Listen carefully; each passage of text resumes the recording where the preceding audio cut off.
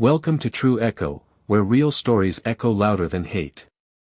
In this powerful episode, we bring you the story of Tamika Rollins, a quiet new girl from Detroit who walked into a school where bullies ruled the hallways. They mocked her, cornered her, and thought she'd stay silent. What they didn't know. She wasn't raised to break, she was trained to rise. What unfolds next will leave you speechless. Tamika Rollins didn't expect Jefferson Middle School to feel like home. She just needed it to be tolerable. That first morning, as she sat stiffly in the passenger seat of her mom's 2008 Chevy Malibu, she locked eyes on the school's pristine brick facade.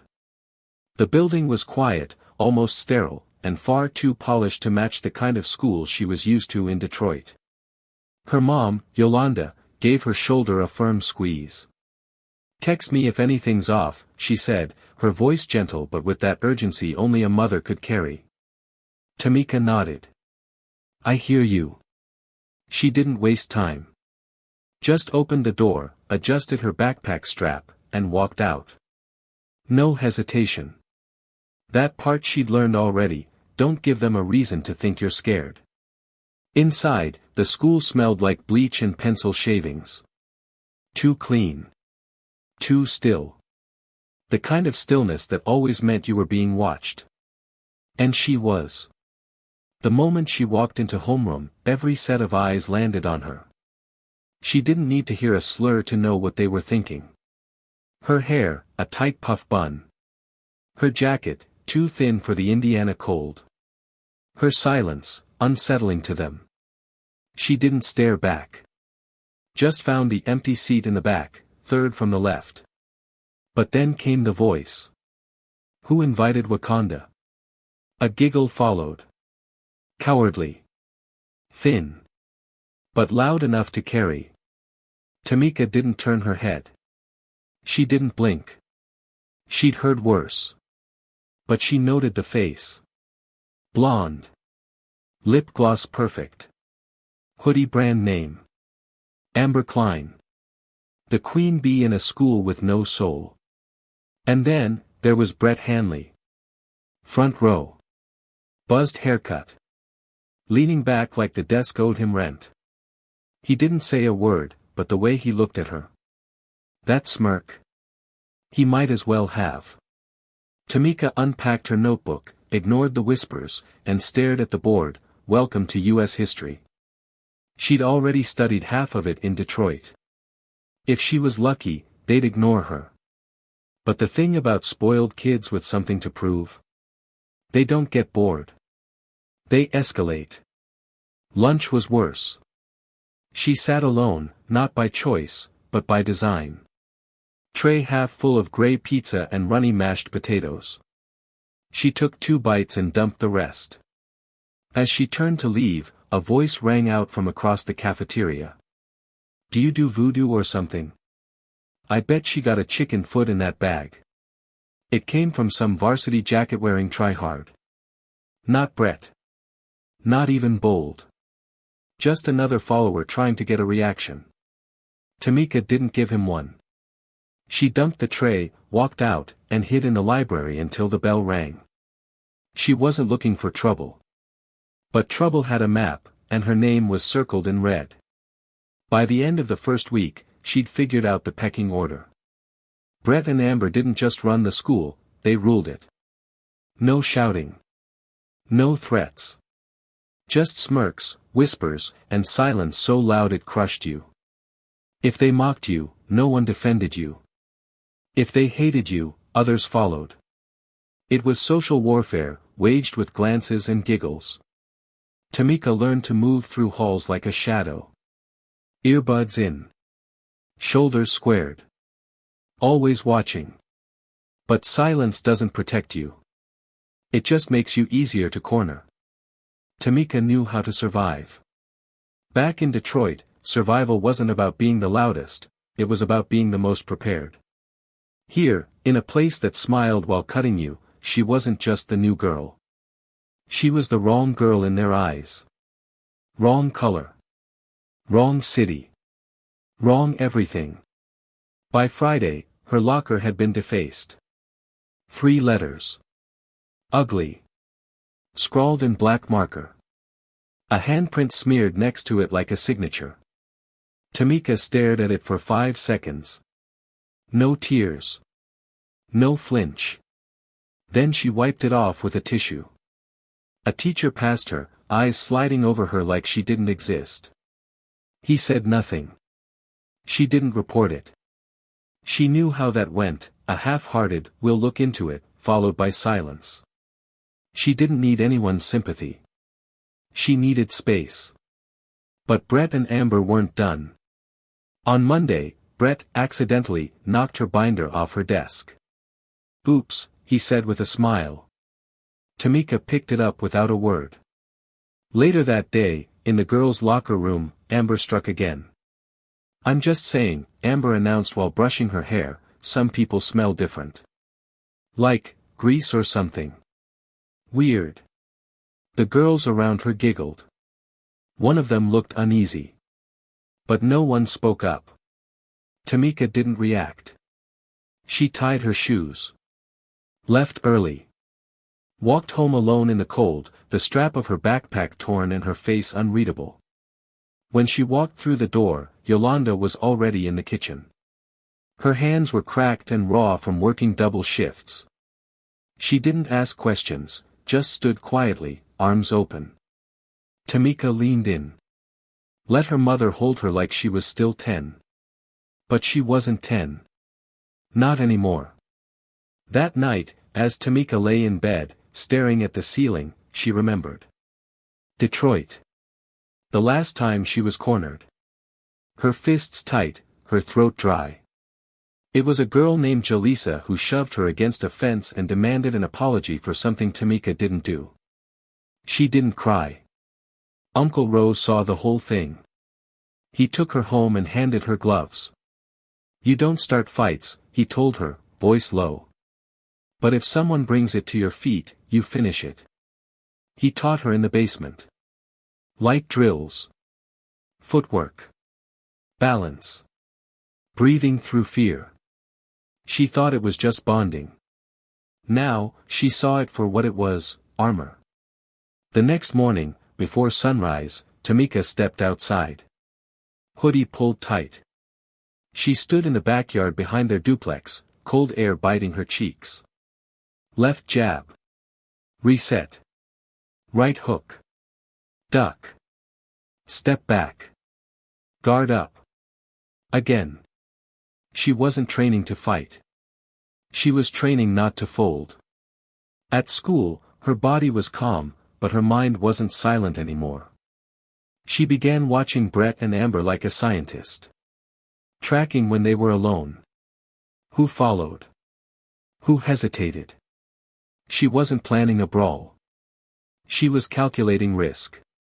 Then came the tipping point. It happened during gym. Tamika had just finished changing and was heading to the field when the locker room door slammed behind her. Hard. The sound echoed off the tiles. She turned. Brett stood there, arms wide like he owned the air in the room. 2 of his buddies were near the showers, grinning like it was showtime. "What's the rush?" Brett asked, taking a step forward. "We just want to talk." She didn't answer. "You think you're tough, huh? Detroit tough?" His voice dripped mockery. She stared at him. "You finished?" That made him blink. Threw off his rhythm. "What?" "I said, you finished." He reached out to poke her shoulder. Her hand shot up, fast and sharp, slapping his arm away. "Don't touch me." "Oh, now you got attitude." He tried again. This time, Tamika moved first. A palm strike, center mass. Not meant to hurt, just to push him off balance. He stumbled, caught himself, turned beet red. Not with pain, humiliation. "You wanna hit me?" "Go ahead," he roared, chest puffed. Tamika didn't swing. She didn't flinch. "I don't swing first," she said. "But don't expect me to swing soft, either." That silence afterward. Thick. Uncomfortable. Then a creak, the gym door opened. A teacher. Brett stepped back like nothing happened. But something had. That night, Tamika didn't tell her mom. She wanted to. She stood by her bedroom door for a long minute, listening to Yolanda scrub dishes, humming low, tired. Her mom didn't need more weight. Tamika carried this one herself. She sat on her bed, hood up, staring at nothing.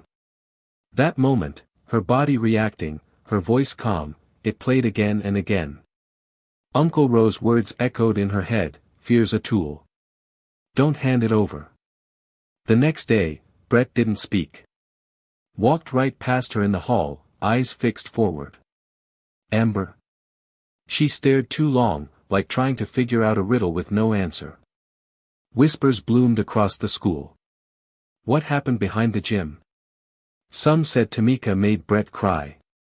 Others swore she flipped him over her shoulder. It wasn't true, but it didn't matter. The story had teeth. In art class that Friday, the teacher asked them to draw a self-portrait, without using a face. Tamika sketched 2 fists. One open.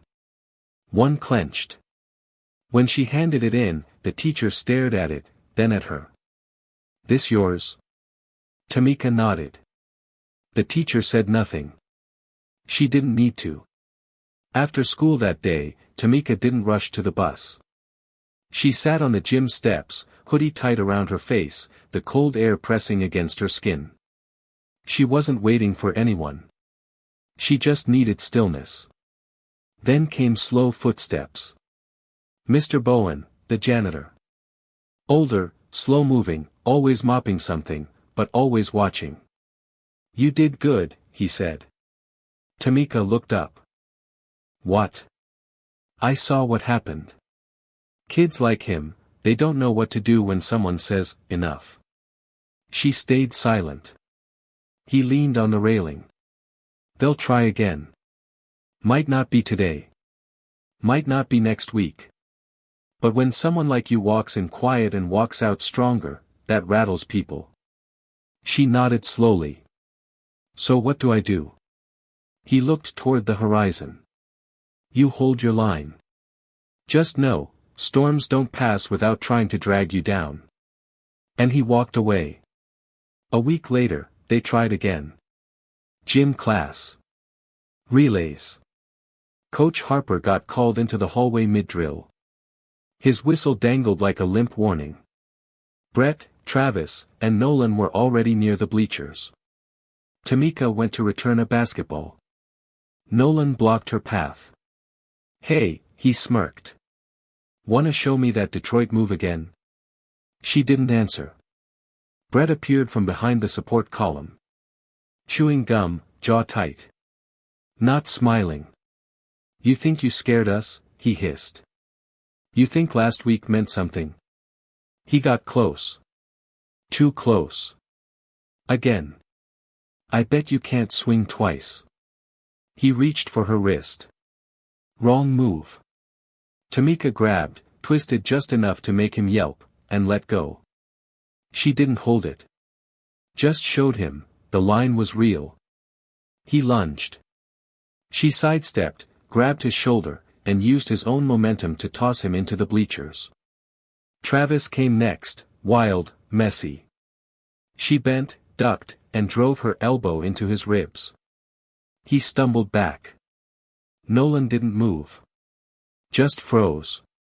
Coach Harper stormed back in, shouting. Too late. The gym was silent. Tamika stood alone in the middle. Breathing heavy. Hands loose. Eyes level. Coach ordered everyone to the office. She didn't argue. She didn't need to. The main office smelled like fake citrus and tension.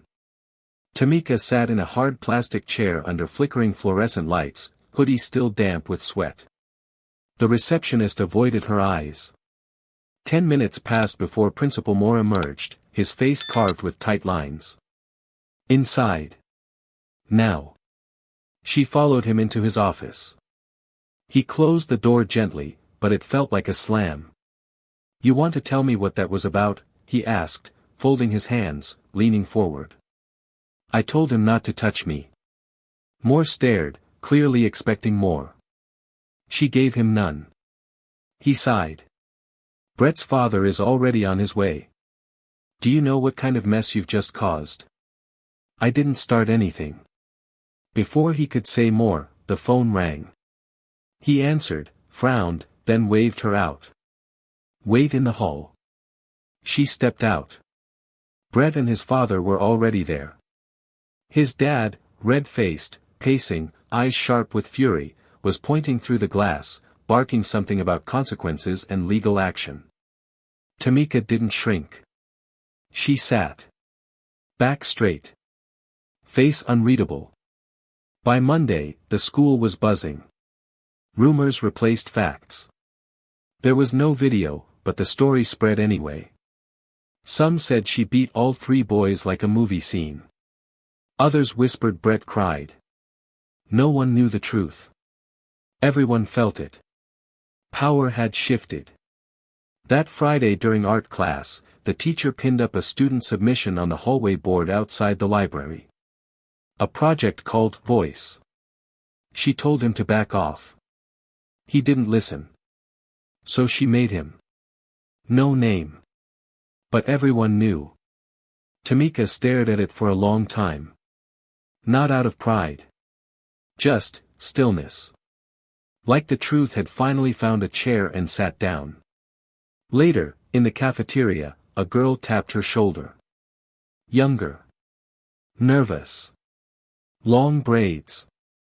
"I saw what they did to you," she whispered. "By the gym." I wanted to say something, but...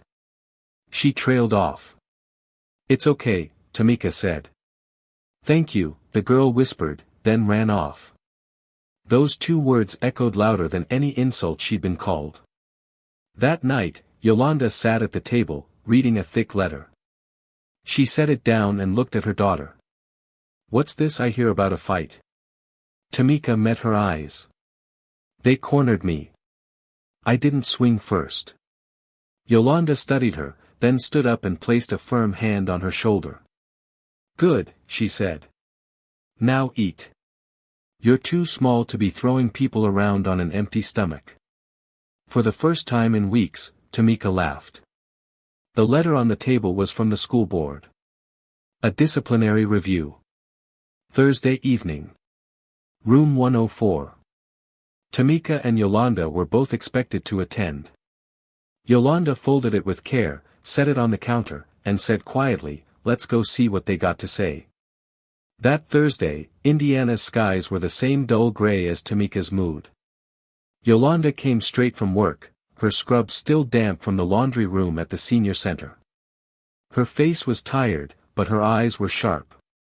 "You let me talk," she said. "You've done enough." They entered the school. The hallway lights buzzed like angry bees. The front office handed Yolanda a clipboard. She signed it, and together they walked to room 104. Inside, 3 chairs on one side of a long table. Principal Moore, a counselor, and a district rep, stern, suit-wearing, neutral to the point of offensive.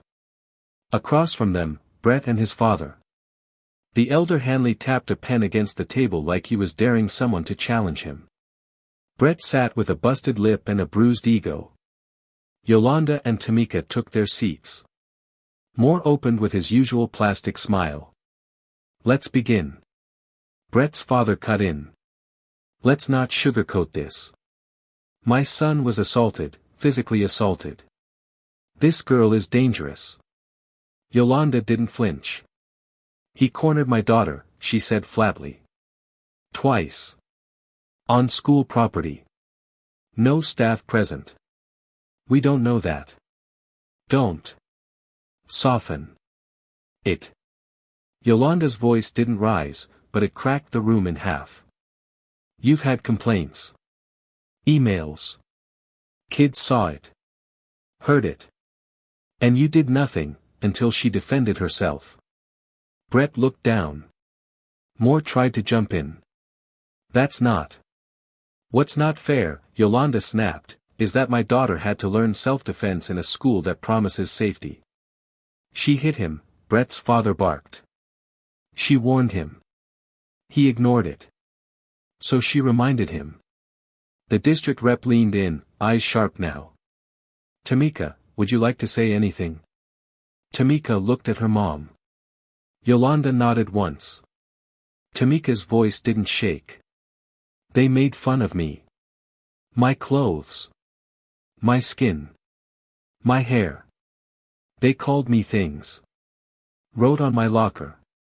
Pushed me. Threw food. No one threw food, Brett muttered. You threw a soda can, Tamika said. You tried to grab me. The room went still. There's no footage of that, Moore said. Exactly, Yolanda said. No cameras. No teachers. No protection. But now that she fought back. Now it's worth a meeting. The district rep was quiet for a long moment. Then she said, we need to reevaluate how we handle harassment. Especially when students no longer feel safe enough to report it. Brett's father stood, seething. You're siding with them? No, the rep replied. We're finally listening to them. He stormed out. Brett followed. As they left, Brett turned back. Just a glance. Not hatred. Not fear. Something else. Caution. Moore sagged in his chair. Yolanda stood, shook the district rep's hand. I'm not asking for special treatment, she said. Just fairness. You'll have it, the woman replied. As they walked out, Tamika didn't feel triumphant. But she felt heard. And that was enough, for now. Monday morning, Tamika walked through the front doors of Jefferson Middle School like she always did. Same hoodie. Same stride. But everything around her had changed. Students glanced up when she passed. Some looked away quickly. Others nodded slightly, tiny acknowledgments that meant more than applause. The hallway didn't feel like a trap anymore. It felt earned. In homeroom, Amber sat surrounded by the usual suspects, but even her voice had lost its bite. Her jokes fell flat. The girls who used to giggle on cue were now whispering to each other instead of following her lead. Brett? He kept to his corner. No smirk. No smug energy. Just silence. And then something surprising happened. As Tamika walked out of math class, a folded note slipped from her book. 5 words. Uneven pencil. I saw. I'm sorry. No name. Just truth. Later, in the cafeteria, one of Amber's usual shadows passed by and mumbled, I liked your drawing. She didn't wait for a reply. Tamika didn't need one. During gym, Coach Harper pulled her aside. I had to file a report, he said, clipboard in hand. Just routine. Doesn't go on your record. You're good. She nodded. He hesitated. I should have seen it earlier. I'll be watching closer now. Tamika appreciated that, because it wasn't a promise. It was responsibility. That night, Yolanda was humming again. The grilled cheese sizzled in the pan. The house felt lighter. You doing okay? She asked as they ate. Yeah, Tamika said. Or they're trying. Don't let them forget who you are. Ever. Tamika wasn't sure they even knew who she was yet. But they were starting to look. The weekend came. She went to the library, not for homework, but for herself. Checked out a book on graphite drawing. Another on Gordon Parks. The librarian smiled. Glad to see young folks reading. Tamika smiled back. By the next week, change had begun to spread like cracks in old paint. Students started speaking up. About old jokes they laughed at. About whispers they once ignored. Slowly, things shifted. In history class, the teacher asked for a real-life example of resilience. A quiet boy raised his hand. Tamika, he said. She didn't run. She stood up. The class fell silent. Then the teacher asked, "You okay with that?" Tamika nodded once. "Yeah. I'm okay with that." She hadn't asked for recognition. But now it had found her. Lunch became different too. Shelby, the girl who left the note, started sitting with her. Quiet at first. Then came others. No fanfare. Just tired kids ready for something real. She wasn't their leader. She was something rarer, proof. Miss Hightower announced a project, Voice. A campaign for real stories. Anonymous. Raw. Unfiltered. By Friday, the submission box was full. One note was posted on the board outside the library. She told him to back off. He didn't listen. So she made him. No name. No need. A 7th grade boy approached her in the hallway. Did it feel good? You know, fighting back. Tamika thought about it. No, she said. It felt necessary. Weeks passed. No more locker graffiti. No more soda cans. Just space. At lunch, her table was no longer empty. She hadn't chased anyone, but she'd made it safe to sit. One afternoon, Brett walked past her in the parking lot. He looked at her. Just looked. No smirk. No threat. Just silence. Then he walked away. She didn't follow. Didn't need to. At home, she pinned a new sketch above her bed. A girl. Eyes open. Storm clouds behind her. Fists at her side, unclenched. Yolanda saw it while folding laundry. That one's new, she said. Yeah. You name it.